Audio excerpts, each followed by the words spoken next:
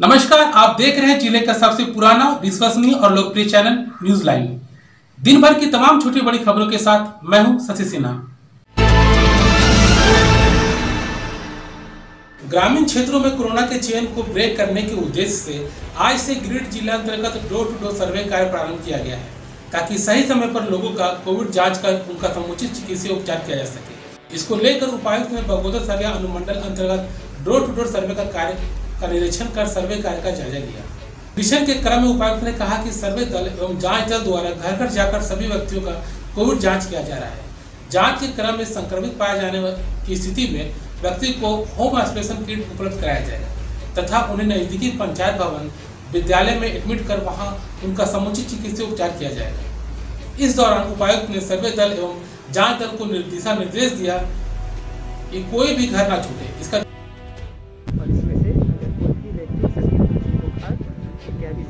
पाया जा रहा है अर्थात सारी ILI severe acute respiratory infection से संक्रमित पाया जाता है तो उनको रैपिड एंटीजन के माध्यम से ऑन द स्पॉट जांच किया जाएगा और अगर उसमें ज़्यादा सिम्टम्स नज़र आएंगे तो होम आइसोलेशन किट देते हुए उनको नज़दीकी अस्पताल में लाकर उनका इलाज सुनिश्चित किया जाएगा।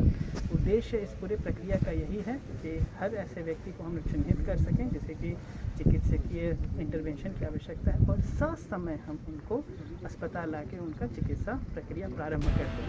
ससमय आ जाने से जो सिम्टोमेटिक ट्रीटमेंट है वह शुरू हो जाता है और संभावित 7 दिनों के अंदर उसका ट्रीटमेंट पूरी तरह से सक्सेसफुल होता है हो जाने की स्थिति में आती है।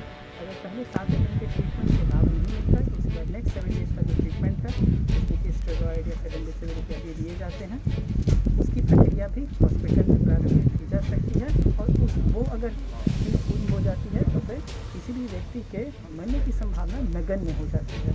एक अच्छा समय से ट्रीटमेंट स्टार्ट हो जाने के बाद डॉक्टर्स के पास पूरे ऑप्शंस रहते हैं, पूरा समय रहता है उसका जीवन बचाने के लिए और इसी उद्देश्य के पूरा करने के लिए घर घर पेशेंट्स को चिन्हितीकरण करने का कार्य चलाया जाता है। इसके साथ साथ सभी लोगों को वैक्सीनेशन के प्रति भी जागरूक कराने का दायित्व उन स्वास्थ्य समितियों को है। 18 से 44 45 के ऊपर वाले लोगों का वैक्सीनेशन ड्राइव फर्स्ट डोज से लेने का कार्य चल रहा है। वैक्सीनेशन की कमी अभी जिले में नहीं है और जितने भी लोग टर्नअप होकर आते हैं ज़्यादा से ज़्यादा संख्या में लोगों को वैक्सीन उपलब्ध कराकर उनको कोरोना संक्रमण से दूर रखने की कोशिश करें। सर, नंबर्स कम हो रहे हैं सब जगह और स्वास्थ्य सुरक्षा सप्ताह के बाद हमारे ज़िले का क्या हाल है सर? देखिए, जब से स्वास्थ्य सुरक्षा सप्ताह आया है निस्संदेह लॉकडाउन की वजह से लोगों का मिलना जुलना कम हुआ है, सड़कों पे निकलना कम हुआ है तो उसकी वजह से संक्रमण में गिरावट तो निश्चय ही है। आप जान ही रहे हैं कि 2 सप्ताह पहले इस ज़िले में 43 लोगों के मरने की सूचना मिली थी, पिछले सप्ताह 31 लोगों के मरने की सूचना मिली थी, लेकिन पिछले सप्ताह सिर्फ 5 लोगों के मरने की सूचना विभिन्न अस्पतालों से प्राप्त हुई और अभी इस सप्ताह एक भी मृत्यु की सूचना नहीं प्राप्त हुई किसी भी अस्पताल से। तो निस्संदेह ये लॉकडाउन का काफ़ी फ़ायदा हुआ है और इसीलिए सभी लोगों से ज़िलावासियों से अनुरोध रहेगा कि स्टिल जो कोरोना अप्रोप्रिएट बिहेवियर हैं, सोशल डिस्टेंसिंग, मास्क पहनना, सैनिटाइज़र का उपयोग करना, यह सब गतिविधियों को आज भी जारी रखें। बचाव ही सर्वोत्तम उपाय है। ट्रीटमेंट अपनी जगह पर है लेकिन वैसी नौबत ही नहीं आने देनी है कि हम कोरोना संक्रमण हो जाए। Thank you. निरीक्षण के क्रम में उपायुक्त ने सामुदायिक स्वास्थ्य केंद्र बगोदर का औचक निरीक्षण भी किया तथा वहां स्वास्थ्य सुविधाओं एवं व्यवस्थाओं का जायजा लिया। उन्होंने अस्पताल में उपलब्ध संसाधनों जैसे oxygen bed, oxygen cylinder, oxygen pipeline व अन्य संसाधनों का अवलोकन कर अधिकारियों को आवश्यक दिशा निर्देश दिए।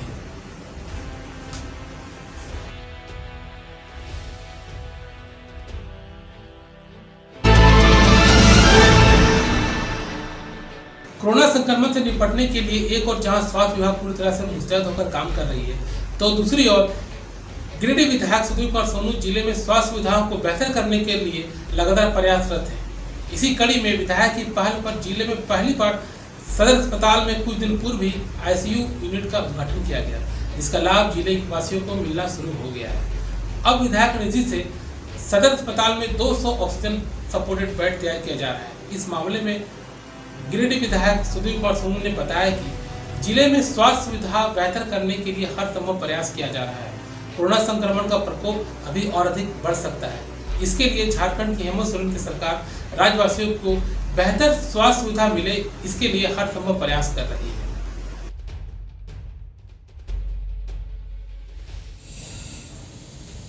सुझाव के अनुसार झारखंड ने दूसरी कोरोना लहर में जिन चीज़ों की कमियों को महसूस किया था, हेमंत सोरेन जी के नेतृत्व में हम तमाम लोगों ने झारखंड में तीसरी कोरोना लहर की तैयारी अभी से शुरू कर दी है।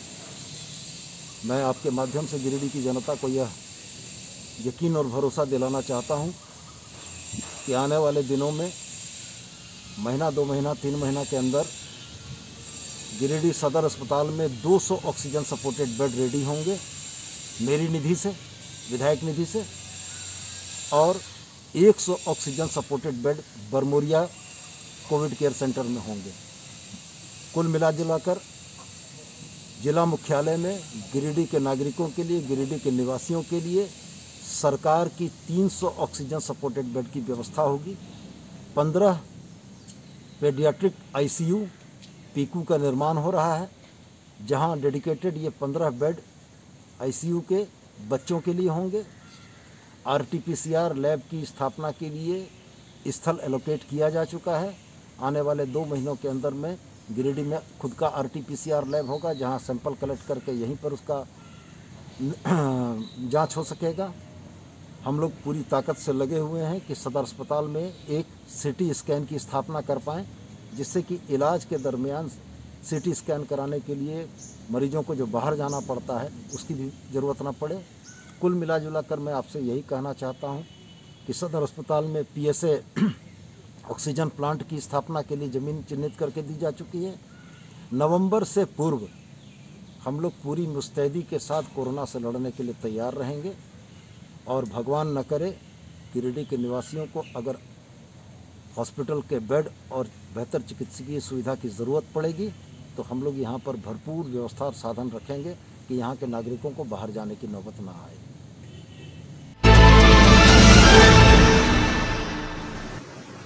नगर निगम क्षेत्र के कई मोहल्ले में जियो फाइबर का टावर लगाया जाएगा। इसको लेकर कंपनी ने नगर निगम को प्रस्ताव भेजा है। इसी को लेकर मंगलवार को उप महापौर प्रकाश सेठ व उप नगर आयुक्त राजेश प्रजापति ने कई वार्ड पार्षदों से बैठक कर रायशुमारी की। बैठक में सिटी मैनेजर मंजूर आलम समेत कई लोग मौजूद थे। इस दौरान उपस्थित लोगों ने अपनी अपनी बातों को रखा। इस बाबत उप महापौर प्रकाश सेठ ने कहा कि जियो कंपनी की ओर से निगम क्षेत्र में 8 से 9 जगह जियो फाइबर का टावर लगाया जाएगा। उस टावर पे लाइट भी लगाया जाएगा, जिसका रख रखाव कंपनी के लोग करेंगे। उन्होंने कहा कि कंपनी की ओर से रांची, धनबाद आदि शहरों में जो टावर लगाया जा रहा है उसके एग्रीमेंट की कॉपी की मांग की गई है। कहा कि टावर लगाने के एवज में कंपनी की ओर से नगर निगम को राशि भी दिया जाएगा। आज जियो फाइबर कंपनी के द्वारा और शहर के विभिन्न भागों में टावर लगाने के लिए एक प्रस्ताव आया है, और उसी प्रस्ताव के आलोक में अभी हम लोगों ने और चर्चा किया, जिसमें सामान्य नगर आयुक्त, उप नगर आयुक्त जी, सिटी मैनेजर, अर्बन प्लानर मंजूर जी और कुछ वार्ड पार्षद भी, अशोक राम जी, निरंजन राय जी, सैफली गुड्डू जी, ऐसे लोग सब थे। यह जो टावर है, इस प्रस्ताव में उन्होंने कहा है कि हम टावर लगाएंगे और टावर के ऊपर हम फ्लड लाइट भी लगाएंगे, और ये टावर के साथ साथ फ्लड लाइट को भी हम मेंटेन करने का काम करेंगे, उसका मेंटेनेंस सारा हम करेंगे। यह प्रस्ताव उन्होंने दिया है, और इस कंपनी के द्वारा धनबाद में, रांची में कई जगहों पर इन्होंने लगाया भी है।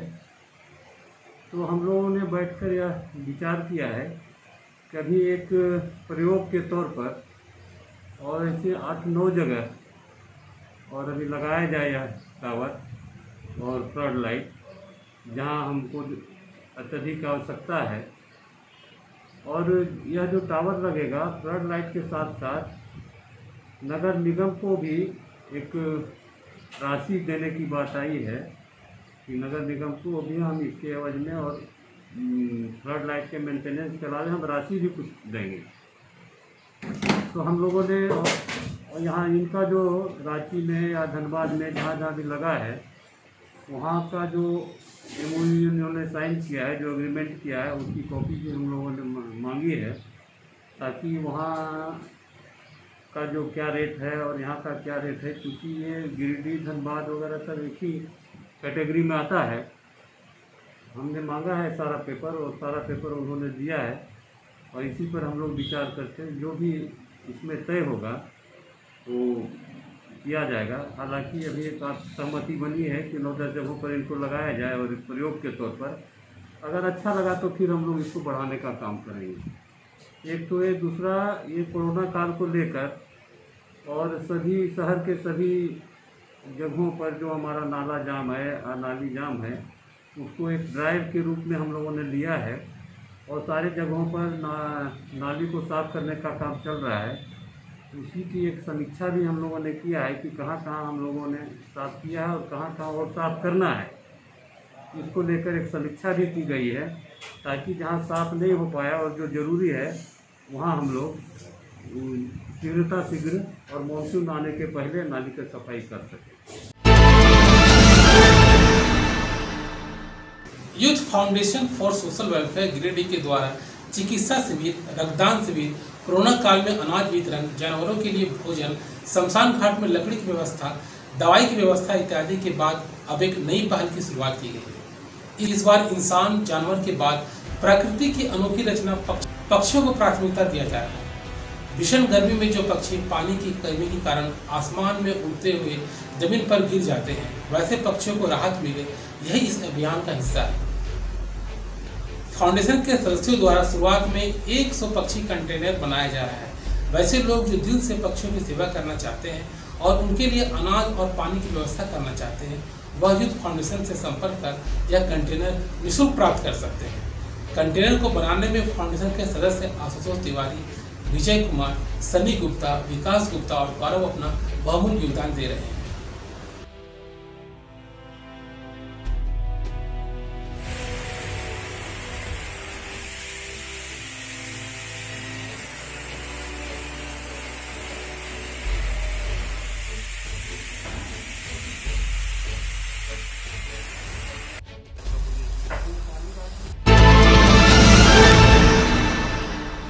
कार्यालय प्रकोष्ठ में उपायुक्त की अध्यक्षता में मंगलवार को जिला भू-अर्जन एवं राष्ट्रीय राजमार्ग से संबंधित बैठक आयोजित हुई। बैठक की समीक्षा करते हुए उपायुक्त द्वारा संबंधित पदाधिकारियों को आवश्यक दिशा निर्देश दिया गया, जहां भू-अर्जन एवं NH2 6 लेनिंग चौड़ीकरण परियोजना के अंतर्गत की जाने वाली कार्यों की समीक्षा की गई तथा लंबित मुआवजे के भुगतान में गति लाने का निर्देश दिया गया। समीक्षा के दौरान उपायुक्त ने राष्ट्रीय राजमार्ग संख्या 2 में 6 लेनिंग चौड़ीकरण परियोजना अंतर्गत लंबित मुआवजा भुगतान की कार्रवाई तीव्र गति से किए जाने का निर्देश जिला भू-अर्जन पदाधिकारी को दिया। कहा कि परियोजना अंतर्गत ABL से प्राप्त लंबित कुल 6 अवार्डों को लेकर 1 सप्ताह के अंदर लंबित अवार्डों का भुगतान करना सुनिश्चित करें। बैठक में मुख्य रूप से अपर समर्था, प्रशिक्षु IAS, जिला भू-अर्जन पदाधिकारी, राष्ट्रीय राजमार्ग एवं DBL, ABL के प्रतिनिधि एवं अन्य संबंधित अधिकारी उपस्थित थे। गिरिडीह नगर निगम क्षेत्र के COD वार्ड नंबर 11 के अंतर्गत नंदन नगर के 100 से भी ज्यादा घरों के लोग पक्की सड़क के अभाव में भारी परेशानी का सामना कर रहे हैं। आलम यह है कि उनके लिए आवागमन की दिक्कत तो हमेशा है ही, किसी तरह से मुसीबत होने पर एम्बुलेंस या पुलिस पेट्रोलिंग की गाड़ी तक जाने में काफ़ी दिक्कतें होती हैं। लंबे समय से परेशान हो रहे स्थानीय लोगों ने इसकी शिकायत क्षेत्र से संबंधित प्रतिनिधियों के अलावा नगर निगम को भी की है, लेकिन अभी तक कोई समाधान नहीं निकल पाया है। सूचना मिलने पर माले के नेता राजेश कुमार यादव एवं राजेश सिन्हा नंदन नगर पहुंचे। वहां के स्थानीय लोगों से मुलाकात कर उनकी समस्या का जायजा लिया। स्थल से ही नगर आयुक्त राजेश कुमार प्रजापति से बात कर उन्हें स्थिति की गंभीरता से अवगत कराया। मौके पर माली नेताओं ने कहा कि गिरिडीह नगर निगम का दायरा जिस तरह से बढ़ाया गया है और चुनाव होकर निगम का गठन भी कर लिया गया है, उस अनुसार सुविधाएं बहाल नहीं की गई है। यही नहीं, निगम क्षेत्र में हो रहे विकास कार्य में भी पक्षपात किया जा रहा है। नंदन नगर के लोग एक तरफ जहां सड़क की परेशानी झेल रहे हैं, तो दूसरी ओर वार्ड क्षेत्र में नंदन नगर से थोड़ी ही दूर पर भूमाफियाओं को मदद पहुंचाने के लिए आबादी बढ़ने से पहले ही बेहतरीन काली सड़क बना दी गई है। ये वार्ड नंबर 11 का नगर निगम क्षेत्र है, जो कि COD के मस्जिद के पश्चिम दिशा का क्षेत्र है। नंदन नगर मोहल्ला है ये। पिछले ऐसे तो निगम में होने के पहले से ही कच्ची रोड थी, लेकिन निगम होने के बाद ये लगा था कि चलिए कम से कम नाली हो, बिजली हो, रोड हो, इसका जो है सो हम लोग को आराम मिलेगा।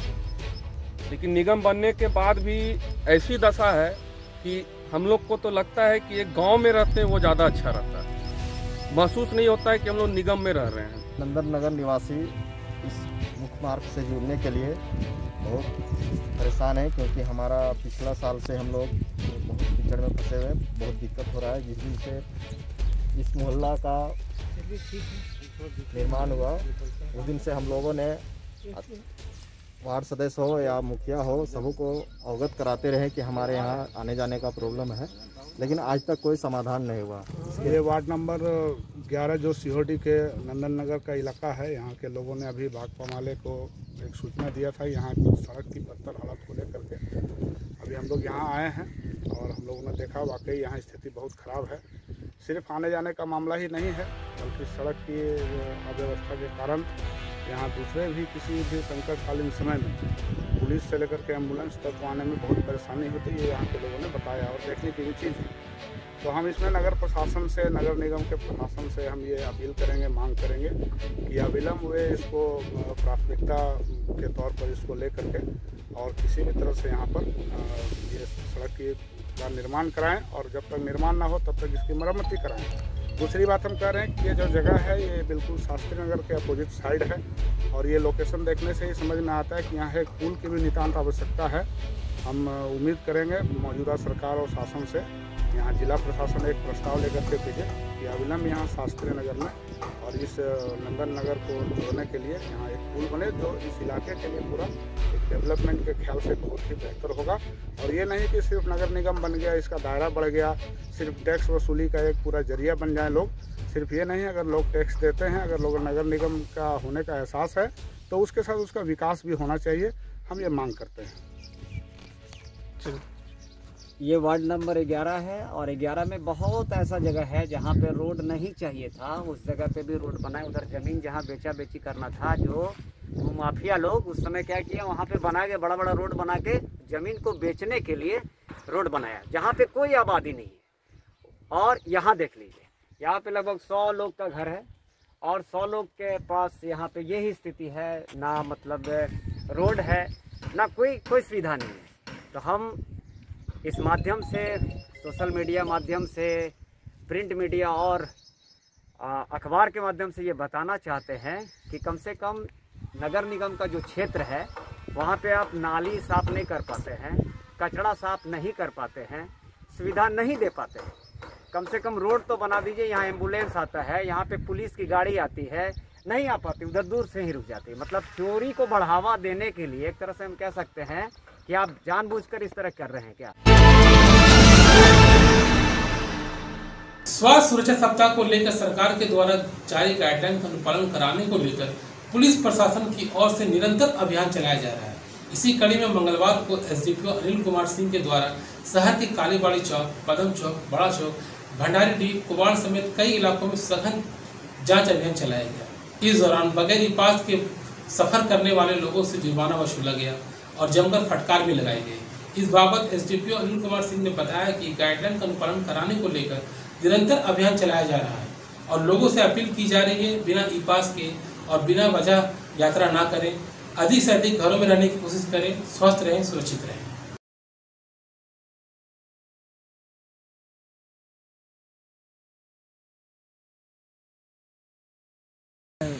का इम्प्लीमेंटेशन के लिए आज मास्क किटने और ई पास अनुपालन करने हेतु तो आज पचम्बा नगर थाना का बड़ा चौक, कालीबाड़ी चौक, तहसील का कुवाड़ मोड़, मनैडी, पचम्बा का केलोडी के लोकेशन में ये अभियान चलाया गया और लोगों को सख्त निर्देश दिया गया कि अगर हम पालन नहीं करेंगे तो कार्रवाई की जाएगी। कोविड के इंटेंसिटी को रोकने के लिए बहुत ज़रूरी है और हम लोग प्रतिबद्ध हैं और सरकार के द्वारा जो जारी गाइडलाइन किया गया है कोविड का, उसको अनुपालन करने के लिए हम लोग प्रतिबद्ध हैं। सख्ती से अनुपालन करवाया जा रहा है। किसी तरह की कोई ढिलाई नहीं दी जा रही है। लोगों से अपील की जा रही है कि बेवजह घर से बाहर नहीं निकले, घर में रहें। और हाय, आपके साथ मैं हूं शशि सिन्हा। न्यूजीलैंड के YouTube चैनल को सब्सक्राइब करें, साथ ही बेल आइकन को दबाएं और जुड़े रहें न्यूजीलैंड के साथ। आज का ये अंक आपको कैसा लगा? आप अपने सुझाव व राय हमें दे सकते हैं। साथ ही ताज़ा खबरों के लिए आप न्यूजीलैंड की वेबसाइट, फेसबुक, ट्विटर व इंस्टाग्राम को फॉलो कर सकते हैं। अब दीजिए पूरी टीम को इजाजत। नमस्कार।